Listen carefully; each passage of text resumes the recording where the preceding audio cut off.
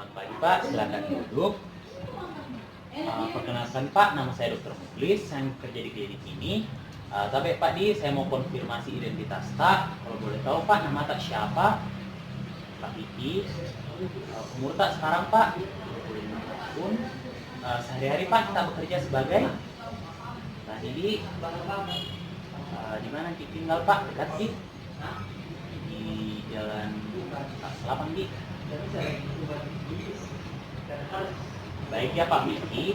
Jadi di sini saya akan melakukan 2 tindakan kepada Bapak untuk membantu saya dalam menunjang diagnosis saya terhadap penyakit Bapak. Nah, di sini saya akan melakukan flebotomi kapiler dan flebotomi vena. Pertama, flebotomi vena.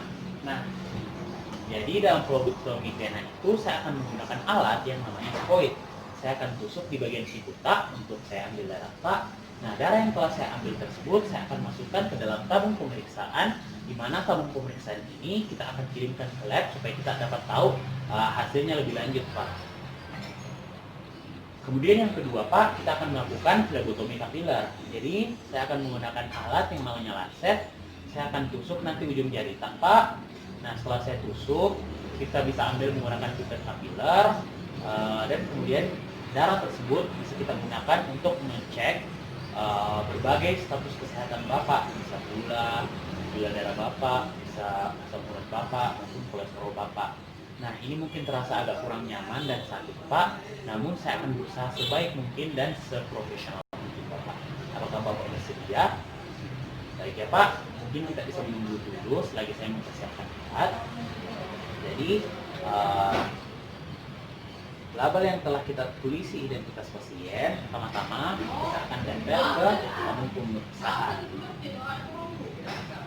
Ini tabung pemeriksaan untuk flebotomi vena. Kemudian ini label untuk tabung pemeriksaan flebotomi kapiler.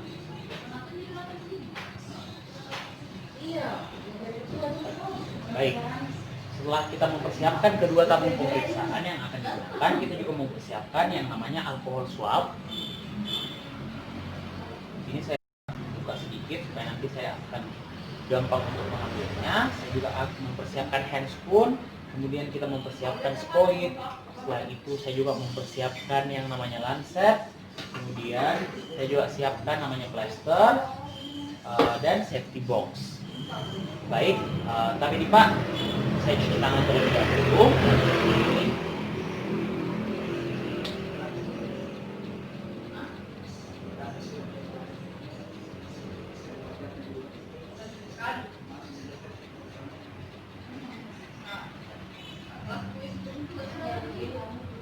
Nah, setelah saya mencuci tangan, saya akan menggunakan handspoon terlebih dahulu.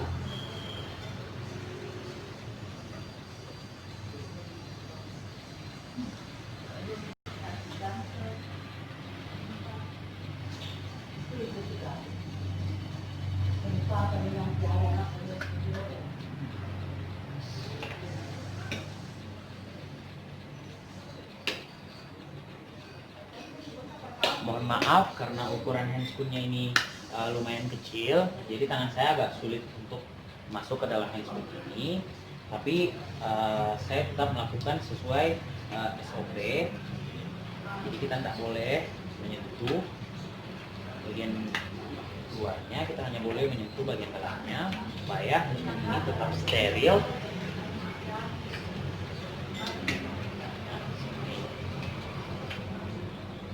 Setelah kita telah menggunakan handspoon, pertama-tama yang akan kita lakukan yaitu kita memasang tourniquet di bagian lengan pasien.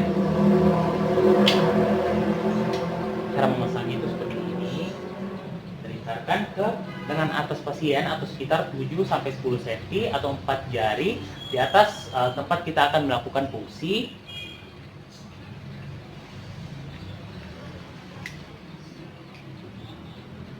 Nah, setelah kita memasang tourniquet, kemudian selanjutnya di sini saya akan melakukan disinfeksi menggunakan alkohol swab. Jadi di sini alkohol swabnya saya akan mendisinfeksi di tempat saya akan melakukan fungsi, di mana tempat saya akan melakukan fungsi itu di daerah siku, yaitu di fossa kubiti terutama nanti pengambilannya itu di Nena Mediana Putiti. Jadi Pak, kita lakukan disinfeksi itu dengan gerakan sirkular dari dalam keluar. Kita pastikan tempat yang telah kita sentuh itu tidak kita sentuh secara berulang. Kemudian kita buang ke tempat sampah medis. Nah, setelah itu kita biarkan kering dulu selama beberapa detik atau 30 detik. Setelah dia kering, kemudian kita mengambil spoit. Nah, kita pastikan ujung jarum itu dia menghadap ke atas. Kemudian kita pegang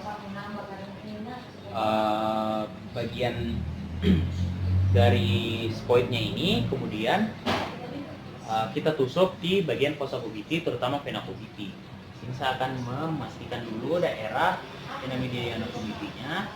Sampai di Pak, saya akan menusukkan dengan sudut 30 derajat.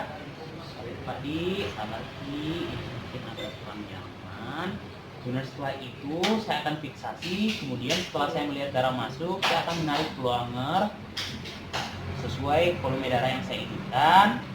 Nah, setelah itu saya akan melepas tourniquet. Kemudian saya akan mengambil kapas alkohol. Tapi di Pak, mungkin bisa dipegang terlebih dahulu.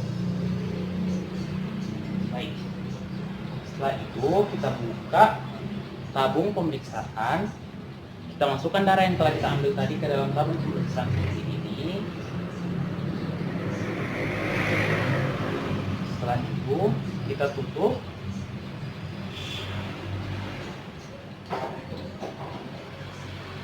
Nah, setelah kita tutup, kemudian kita tutup juga spoit ini.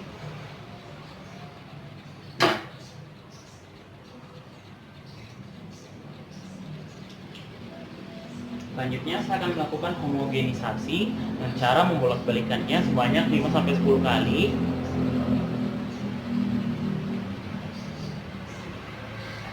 Setelah itu saya juga akan membuang spoit ke tempat sampah medis atau safety box. Sekarang saya akan melakukan yang namanya pemeriksaan, maksud saya tindakan flebotomi kapiler. Jadi di sini saya akan mengambil lancet. Setelah saya mengambil lancet, tapi Pak, mungkin bisa saya lihat dulu tangan Pak. Kemudian kita meminta pasien untuk melakukan genggaman. Tapi Pak, bisa kita genggam tangan Tak. Kemudian jari manis Tak yang kita kasih keluar. Nah, ini tujuannya itu supaya kita dapat melakukan fiksasi terhadap jari yang ingin kita ambil darahnya. Setelah itu, tentu hal yang pertama yang akan saya lakukan saya akan melakukan disinfeksi menggunakan kapas alkohol di bagian jari manis secara sirkular dari dalam keluar. Kemudian setelah itu, tapi Pak, kita akan melakukan penusukan. Nah, setelah darah pertama keluar, hal yang pertama kita lakukan itu kita usap darah tersebut menggunakan kapas kering, tapi Pak. Kemudian menggunakan pipet kapiler, kita ambil darah tersebut.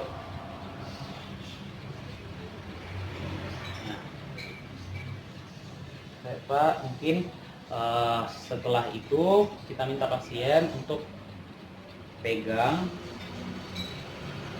alkohol swab. Jadi Pak, mungkin bisa kita pegang, kita tahan, dan setelah itu kita masukkan di tabung pemeriksaan.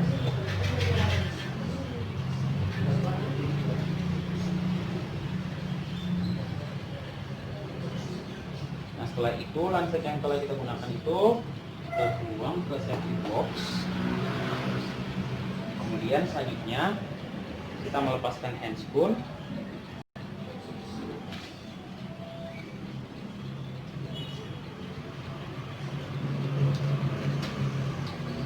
Kemudian saya akan membuangnya juga ke safety box.